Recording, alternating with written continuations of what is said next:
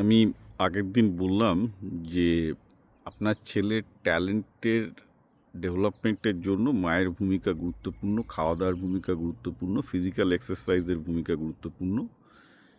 জেনেটিক্সের correlation actually আমি সেদিনকে যেটা বলেছিলাম যে নেই, সেটা আমার একটু বোঝানো উচিত ছিল।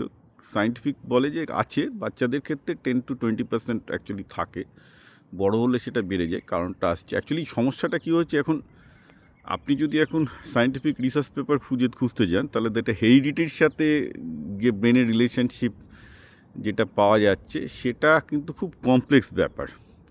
কারণ অধিকাংশ ক্ষেত্রেই সায়েন্টিস্টরা খুব একটা কনক্লুসিভ না। আমি কারণটা বলি, যেমন ধরুন আমাকে একজন প্রশ্ন করেছেন যে আপনি কিন্তু স্বীকার করছেন না যে ব্রাহ্মণরা বেশি মেধাবী হয়, কারণ ব্রাহ্মণদের জিন ভালো, কারণ ব্রাহ্মণদের জিন বিহার ইউপি থেকে এসছে। কী অবস্থা! বলে যে বাঙালিরা নাকি বোকা, যেহেতু বাঙালি ব্রাহ্মণরা বিহার ইউপি থেকে এসছে, তাতে নর্থ ইন্ডিয়ান এরিয়ান জিন আছে, তাই তাদের বুদ্ধি বেশি।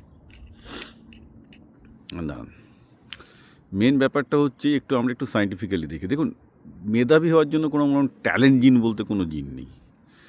মেন ব্যাপারটা হচ্ছে এই যে অ্যাটলিস্ট শয়ে হয়তো হাজারে হাজারে জেনেটিক এক্সপ্রেশন আছে, যার মাধ্যমে কারোর ব্রেন অন্য ব্রেনের থেকে একটু আধটু হেরফের হতে পারে অ্যাট দ্য বিগিনিং। সেটা বিজ্ঞানীরা বলছে বাচ্চাদের ক্ষেত্রে সেটা 10% আউট অফ 90% হতে পারে।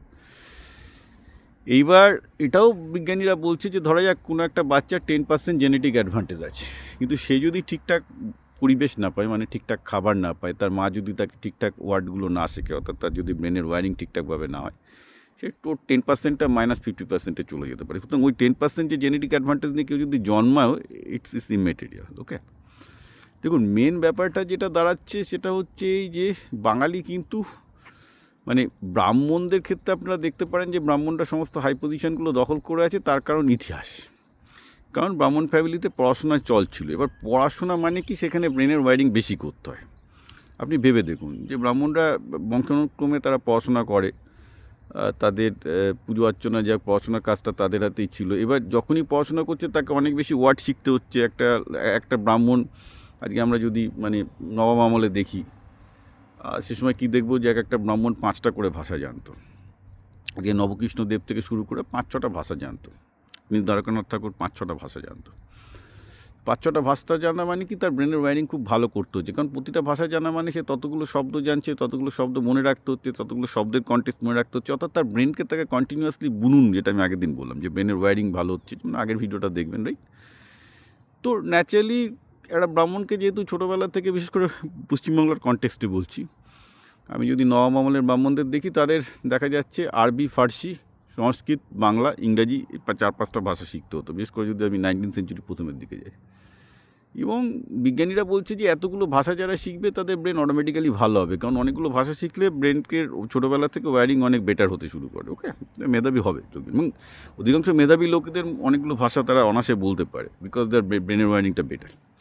এবার দেখুন, বিজ্ঞানীরা যেটা বলছেন যে ডিএনএর জন্য 10-20% হেরফের হয়, কিন্তু যদি পরিবেশ যদি না পায়, তাহলে ওই 10-20% থেকে -50% হতে পারে, কারণ পরিবেশের প্রভাব হচ্ছে 90%। ওকে, সুতরাং ওই 10%কে আমি তো ধাতবের মধ্যেই আনবো না, কোনো মানই হয় না। বিকজ বাকি 90% তার খেলাধুলা করা, তাকে কীভাবে বাবা মা শেখাচ্ছে, তার খাওয়া দাওয়া, এগুলো কিন্তু অনেক বেশি ইম্পর্ট্যান্ট। এগুলো যে কোনো সায়েন্টিফিক স্টাডি বলবে। অতএব ব্রাহ্মণরা মেধাবী এর মূল কারণ হচ্ছে ব্রাহ্মণ ফ্যামিলিতে পড়াশোনার চল আছে, না গান বাজনার চল আছে, সংস্কৃতির চল আছে, ফলে তাদের ব্রেনের ওয়্যারিংয়ের সুযোগ বেশি আছে।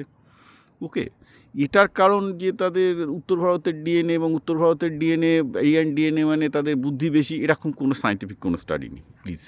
মেন ব্যাপারটা হচ্ছে যেহেতু ব্রাহ্মণরা পড়াশোনার মধ্যে থাকে, কালচারাল স্টাডি করে, পড়াশোনা করে, সোজা কথা তাদের একটা ব্রেনের ওয়্যারিংয়ে ছোটোবেলা থেকে একটা অ্যাডভান্টেজ থেকে যাচ্ছে, যার জন্য আপনারা দেখতে পাচ্ছেন যে ব্রাহ্মণ ছেলেপেলেগুলো বা যেসব ফ্যামিলিতে, এবার সেটা যদি আপনারা দেখেন, ইনফ্যাক্ট আপনি দেখুন না পশ্চিমবঙ্গে কোন ছেলে মেয়েগুলো সবচেয়ে প্রতিষ্ঠিত, সবই দেখবেন যে যাদের বাবা মারা মাস্টারমশাই, তাদের ছেলেমেয়েরা বেশি প্রতিষ্ঠিত হয়। সেটা প্রফেসরই হোক, প্রাইমারি স্কুলের টিচারই হোক, বা এই হোক। তো মাস্টারমশাইদের ছেলে মেয়েগুলো পশ্চিমবঙ্গে চিরকালই ভালো কেন করে? কারণ বাড়িতে পড়াশোনার চর্চা আছে, বাড়িতে যত পড়াশোনার চর্চা থাকবে তার ব্রেন তত ডেভেলপ করবে। এইটা তো একটা সহজ ব্যাপার। আমার মা ফিজিক্সের টিচার ছিল, তো বাড়িতে প্রচুর ফিজিক্স ম্যাথসের ওইসব স্যাম্পল বই দিয়ে যেত আর কি লোকজন। তারপর অন্যান্য টিচাররা আমাকে বই দিয়ে যেত। তো ধরুন আমি যখন পড়াশোনা করছি, আমার কাছে যে কোনো সময় ফিজিক্সের 10-12টা বই, কখনো 20টা বই, ম্যাথসের তো 30-40টা বই থাকতো ছোটোবেলা থেকে। ওকে, তো ন্যাচারালি আমরা যদি রিসোর্স পাই, বাড়িতে ওসবের কথাবার্তা হচ্ছে এই নয় যে বাবা মা পড়াতো, কিন্তু একটা পড়াশোনার পরিবেশ থাকে সবসময়, ব্রেনটার তো একটা ওয়্যারিং হচ্ছে না, ব্রেনটা ওয়্যারিংটা চলছে, ব্রেনের ওয়্যারিংটা চললে ন্যাচারালি ব্রেনের ওয়্যারিং ভালো হয়ে যাবে, রাইট?